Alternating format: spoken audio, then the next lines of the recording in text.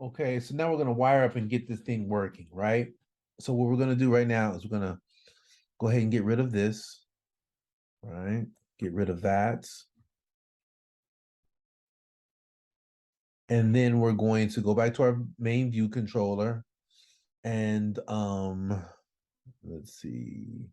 We don't need this. We don't need any of this actually. So what I'm going to do is I'm going to just get rid of this. All right, we're going to get rid of this and we're going to get rid of this, right? We should still get wait, no, cancel. What is this? This right here.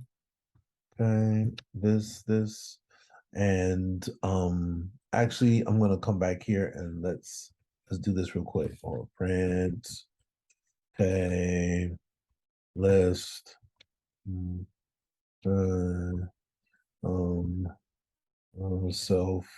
I just gotta see something just for my own sake. So dot list dot value and this should still print this out, right?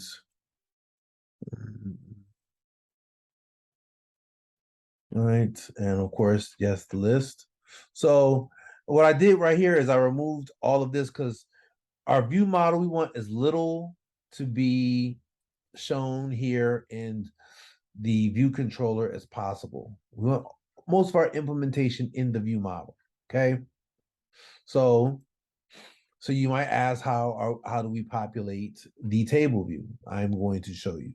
So we know we printed this out, so we know that self.list.value is actually becoming populated.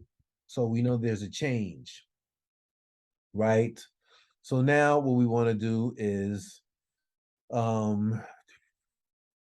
we're going to do this. I'm going to go back to our view controller and let's go ahead and let's get something. Let's go ahead and populate this. So a lot of times on YouTube, people will have, a variable up top, and this variable is utilized in your table view. Okay. But with MVVM, you should not have to do that. Right. So what we're going to do is we're going to, so we have this right here. And what we're going to do is we're going to create a function down here called setup bindings func. Set up bindings. Okay. Set up bindings. Func set up bindings. And what this function is going to do is we're going to get a handle on the view model dot list dot value. Oh, not dot value. Dot list dot bind. Right. Okay. And we've already discussed you know things like memory leaks and um things of that nature. So we're gonna make this weak self. Okay. Give me So now that we have this, what we're going to say is on the main queue, we need to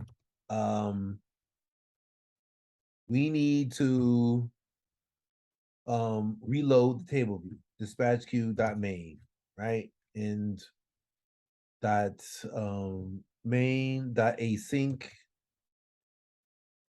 Okay. And we're gonna do self dot table view dot reload data. And we've explained why we do that. Okay. So now that this is done, we're gonna go up here on the view did load and view did load, we're going to do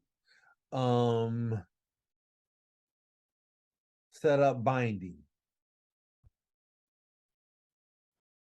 Set up bindings. and we call that function. And so that whenever there's a change, this whenever there's a change, right? This is called. So now another thing that we want to do is we don't want this here, right? We don't want this here in our view to load. We don't want that, right? We want this here when we do our search button tapped, right? And then another thing is we want the search field, right?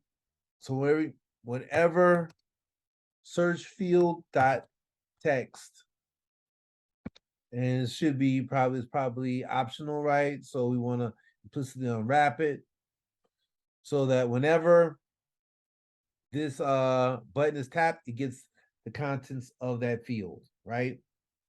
Then what we want to do is we want to get the contents, right? And we want to use it in our text field delegates. And of course, you guys are already familiar with this. ViewModel dot list dot value dot count, right? That's the number of records. And then we want to populate this with ViewModel dot list. Oh, Jesus Christ.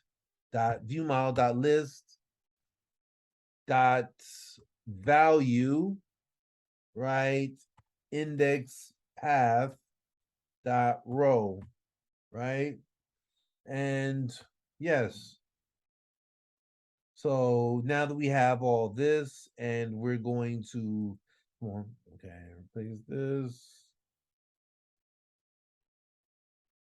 right? And I'm going to say AX, right? Send, and there it is. We're updated, right? So now our UI is updated. UI, right? And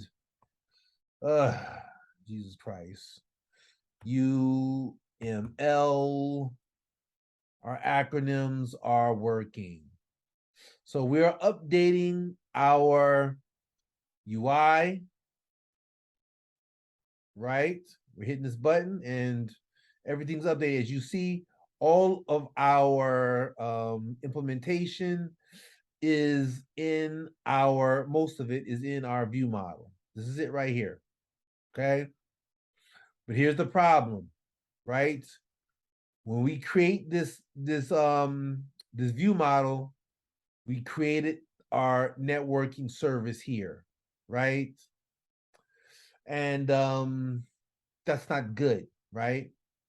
This can lead to problems, right? We need a way where we inject it and it can be swapped out in one spot.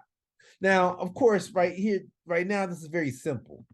This can be swapped out in this spot, but the way we do this framework here doesn't make it interchangeable. So we're going to do this in a way where we use dependency injection and we can swap things out. Okay. And that means, and so that when we have a bigger project, you know, the functionality can be swapped out easier, right? And yeah. So we're going to get to that, on to the next.